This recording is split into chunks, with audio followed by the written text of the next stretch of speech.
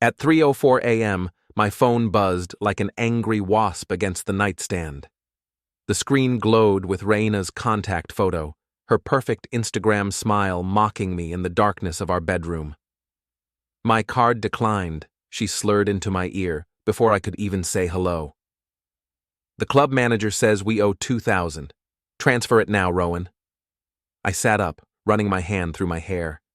Through the phone, I could hear pounding music, laughter, and voices that definitely weren't female. My wife was supposed to be at girls' night with her squad. "Where exactly are you?" I asked, though I already suspected the answer wouldn't match her story from earlier. "Midnight Club. Just transfer the money, okay? Everyone's waiting." That's when I heard it. A man's voice in the background, way too close to her phone. "Tell your husband to hurry up, babe." My jaw clenched. I'd been financing these girls' nights for months, watching our joint account drain while Reina claimed she was networking for her lifestyle consulting business. The business that generated exactly zero income. "Reina, are you—" But she'd already hung up. A second later, my phone pinged with a notification. She'd accidentally sent me a selfie meant for someone else. There was my wife, surrounded by 3 guys I'd never seen before, champagne glasses raised, hands wandering places they shouldn't be. I stared at that photo for a long moment, feeling something cold settle in my chest. Not anger. Anger was too hot, too immediate. This was something else entirely. Something calculating. I'd always known marriage was expensive, but I hadn't expected to finance a bachelor party I wasn't invited to. I turned off my phone and lay back down, but sleep was impossible now. Instead, I grabbed my laptop and logged into our joint accounts. Time to see exactly how much of my tech manager salary had been funding my wife's extracurricular activities. The numbers were worse than I'd imagined. 2 years of marriage, and she'd burned through nearly $30,000 on networking events and business expenses. Meanwhile, I'd been eating ramen for lunch to make our mortgage payments. I made some transfers, left her exactly what she'd contributed to our household, which amounted to about $300. Everything else went into accounts she couldn't access. Then I called the credit card companies and froze her cards, citing suspicious activity. Finally, I sent a quick text to my old friend Tanner, who worked security at Midnight Club. "Need a favor. Can you check your cameras for tonight? My wife might be in some footage I'd find interesting." His response came back immediately. "Already on it, man. You're not going to like what I found." Before we dive deeper into this story, I have one small request. Please subscribe, drop a like, comment, and hit that hype button to boost this channel so more people can discover these incredible Reddit stories. My phone started ringing at 6:30 a.m. Unknown number, but I answered anyway. "This is Sergeant Madsen with Metro Police. Are you Rowan Carrick?" "That's me." "Your wife Reina is in custody. Credit card fraud and disorderly conduct. She's asking us to call you for bail." I poured myself coffee, taking my time. "What's the bail amount?" $500. "I see. And what exactly did she do?" "Tried to use multiple declined cards at a nightclub, then got belligerent with staff when they called police. She's claiming the cards were stolen, but the club manager says she's been using them there for months." I almost smiled. "Officer, I appreciate the call, but I'm not posting bail. She has other family she can contact." There was a pause. "Sir, she's saying you abandoned her there intentionally, that you're financially controlling and—" "Did she mention she was supposed to be at girls' night, but was actually partying with 3 men I've never met? Because I have photos." Another pause, longer this time. "Photos?" "She sent them to me by accident, along with some very interesting bank records showing payments from someone named Colby Varron to her personal account. Payments that coincidentally match her club expenses." "Mr. Carrick, would you be willing to come down to the station? I think we need to have a longer conversation." 20 minutes later, I was sitting across from Sergeant Madsen, a tired-looking woman in her 40s who'd probably seen every kind of domestic drama imaginable. Your wife is telling quite a story, she said, sliding a notepad across the table. Says you're emotionally abusive, financially controlling, that you trapped her in an isolated marriage. I pulled out my phone and showed her the accidental selfie. Does this look like someone who's trapped and isolated? She studied the photo, then looked up at me. Who's Colby Varron? Good question, but I can tell you he's been paying my wife $2,000 a month for the past 6 months. Want to guess what kind of consulting services cost exactly what she's been spending at nightclubs? Sergeant Madsen leaned back in her chair. You have bank records? I handed over printouts. Everything's documented. The payments, the spending, even text messages about meeting locations. My wife isn't just cheating. She's running some kind of business I'm apparently financing without knowing it. Just then, my phone buzzed with a message from Tanner. Got your footage. You need to see this ASAP. Officer, my friend works security at the club. He's got video from last night that might interest you. 10 minutes later, we were watching security footage on Tanner's laptop in the station break room. The video showed Reina clearly, laughing and bragging to her companions about milking my idiot husband while waving my credit card around like a trophy. But the real revelation came in the second video. Reina and a sleazy-looking guy in an expensive suit having what appeared to be a business discussion. Money changed hands. Phone numbers were exchanged. This wasn't just cheating. That's Colby Varron, Tanner said, pointing at the man. Club promoter. Also runs some kind of escort referral service, though nothing we can prove in court. Sergeant Madsen's expression had shifted completely. Mr. Carrick, I think your wife's abandonment story just fell apart. While Reina sobered up in a cell, I spent the morning making phone calls.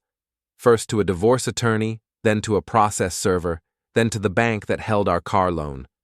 By noon, I'd filed for legal separation and arranged for a no-contact order. Reina's car, which I'd been making payments on for 2 years, was scheduled for repossession that afternoon. But I wasn't done. I'd spent 2 years watching my wife build her lifestyle consultant brand on social media, posting photos of expensive dinners and designer clothes that I'd unknowingly paid for.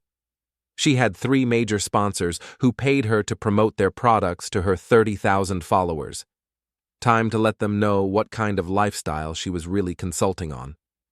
I created anonymous accounts and started sharing the club footage. Not the private stuff. I wasn't interested in revenge, adult content, but the parts where she bragged about scamming her husband and discussed her side business with Colby. Within hours, her sponsors started pulling their deals. That's when my phone exploded with messages from her squad, 3 equally vapid women who enabled each other's worst impulses. You're disgusting, texted Jessica, her closest friend. Reina told us how you really are. Controlling freak, added Monica.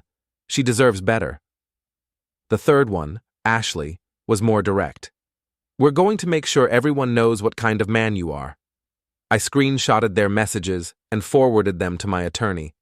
Then I sent a group response. Tell Reina I said to call her dad. But they were already spreading rumors. By evening, I was getting concerned messages from coworkers who'd seen posts about my abusive behavior and financial manipulation. That's when I decided it was time to have a face-to-face conversation with Colby Varron.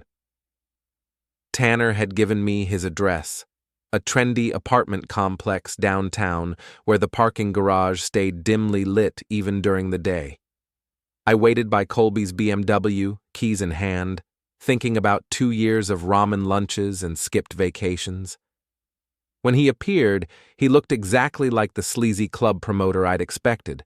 Expensive suit, too much cologne, the kind of confidence that came from never facing real consequences. You must be the husband, he said, not even trying to hide his smirk. Reina's told me all about you. I'm sure she has. I stepped closer, letting him see the car keys in my hand. Here's what's going to happen.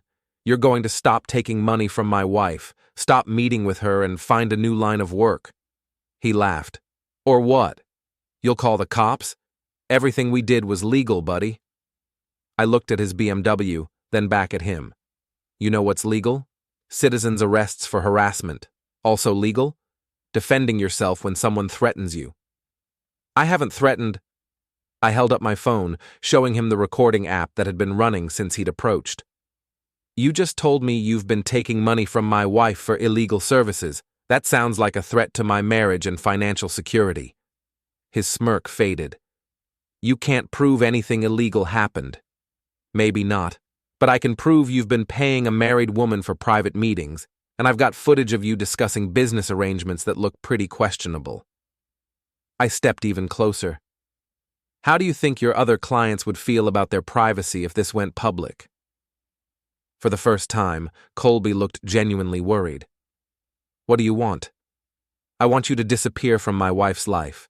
Permanently. He was quiet for a long moment, then reached for his wallet.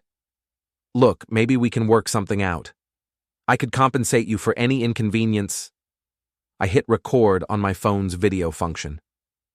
Are you trying to bribe me? His face went pale. No, I'm just... Because it sounds like you're offering me money to ignore criminal activity. That's not what I meant. But it was too late. I had him on video offering a bribe, which was going to be very useful later. Colby, I said, pocketing my phone. I think you should find a new career, maybe something that doesn't involve other people's wives. I walked away, leaving him standing next to his BMW in that dim parking garage, probably wondering how his easy money scheme had gotten so complicated so fast. The community block party had been planned for months, a charity event with food trucks, live music, and half the neighborhood in attendance. Perfect timing for what I had in mind. I'd sent carefully worded invitations to all the key players, Reina, Colby, her squad, and most importantly, her father, the man who'd been bailing her out of every consequence since childhood. Rowan wants to reconcile, I'd told him over the phone. He's planning a public apology at the block party. Reina deserves to have her family there to support her. Her father, Richard, had eaten it up. He'd never liked me anyway, thought his precious daughter had married beneath her station. The chance to watch me grovel publicly was too tempting to resist. The party was in full swing when they arrived. Local news crews were covering the charity aspect, which made it even better. Hundreds of neighbors, music pumping, the perfect audience for what was about to unfold. I'd volunteered to help with announcements, which gave me access to the main microphone. When I saw Reina, Colby, and her father gathered near the stage, I made my move. Excuse me, everyone, I said, tapping the microphone. I'd like to take a moment to address some recent events in my personal life. Reina looked up, probably expecting the public apology her father had promised her. Instead, she saw me connecting my phone to the sound system. My wife has been telling people I'm financially controlling and emotionally abusive, I continued. I think it's important that everyone hear the truth. The first audio clip played, Reina's voice from the security footage, bragging about milking my idiot husband while waving my credit card around. The crowd went silent. Reina's face turned white. She's also been claiming I abandoned her, I said. But what she hasn't mentioned is her business relationship with this man. I pointed at Colby, who was trying to edge toward the exit. Colby Varron, everyone, club promoter and my wife's business partner in what appears to be some kind of private consulting service. The second audio clip played, their business discussion from the club footage. Reina tried to rush the stage, probably to grab the microphone, but I'd positioned myself carefully. When she lunged forward, I simply stepped aside, letting her stumble and fall in front of everyone. Reina, please, her father said, trying to help her up. Let's discuss this privately. Oh, Richard, I said. I think you'll want to hear this too. The final audio clip was a voicemail Reina had left for one of her friends, complaining about having to manage both my idiot husband and my pushover father to maintain her lifestyle. Richard's face crumpled. After 30 years of enabling his daughter's behavior, he was finally hearing what she really thought of him. That's when Colby made his mistake. Maybe he thought he could intimidate me, or maybe he was just panicking, but he charged toward the stage like he was going to physically shut me up. Tanner, who'd been working security for the event, intercepted him with a solid shoulder check that sent Colby sprawling into a folding table. "Stay down," Tanner advised him. "This isn't your show anymore." I looked out at the crowd, neighbors I'd lived next to for 2 years, people who'd been hearing rumors about my abusive behavior all week. "For anyone wondering," I said into the microphone, "my wife's major sponsors dropped her this morning after seeing this footage. Her father's accounts are currently frozen pending investigation by his own attorneys for potential misappropriation of funds. And Colby here just tried to bribe me yesterday to keep quiet about their business arrangement." I played the bribe audio. Reina was sobbing now, her perfect makeup running, her squad nowhere to be seen. They'd melted away into the crowd the moment the truth started coming out. "One last thing," I said. "Reina, remember what I told you to do when your card got declined? I think it's time you took that advice." Her father was already walking away, shaking his head, probably realizing that his daughter had been playing him just as much as she'd been playing me. I found Reina sitting on the curb outside our condo complex 2 hours later, still in her block party clothes, mascara streaked down her cheeks.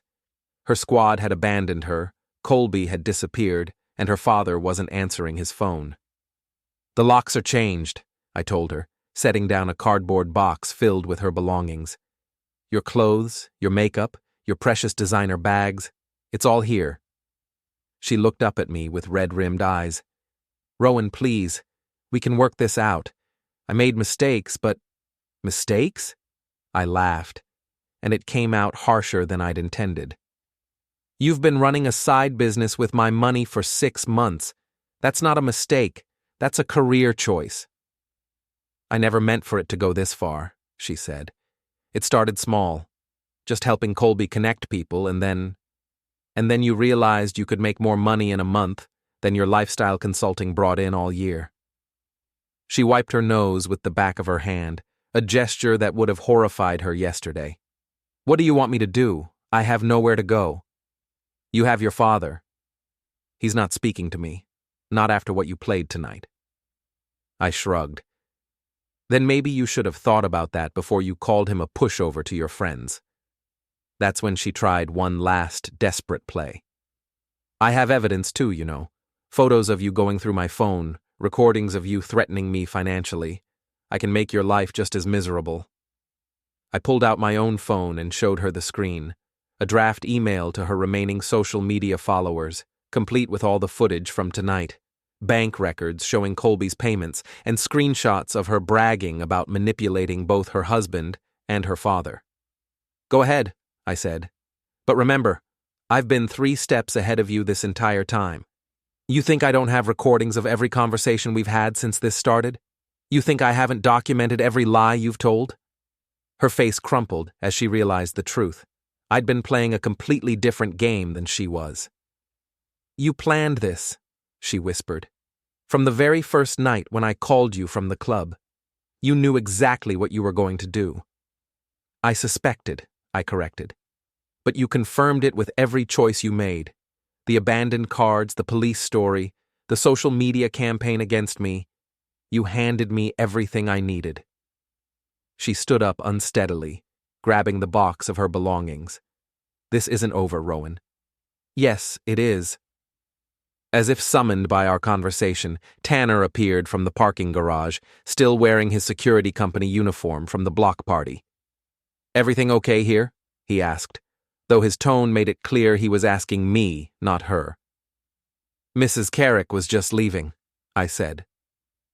Reina looked between us, probably calculating whether she could cause one more scene, create one more crisis that would force me to clean up her mess. Instead, she picked up her box and started walking toward the street. "Reina," I called after her. She turned back, hope flickering in her eyes. "Call your dad." I watched her walk away into the night, carrying everything she had left in a cardboard box, finally facing the consequences of 2 years of lies and manipulation. Behind me, neighbors were starting to gather on their balconies, drawn by the commotion. Tomorrow, they'd all be talking about what they'd witnessed tonight. But that was tomorrow's problem. Tonight, I was finally free.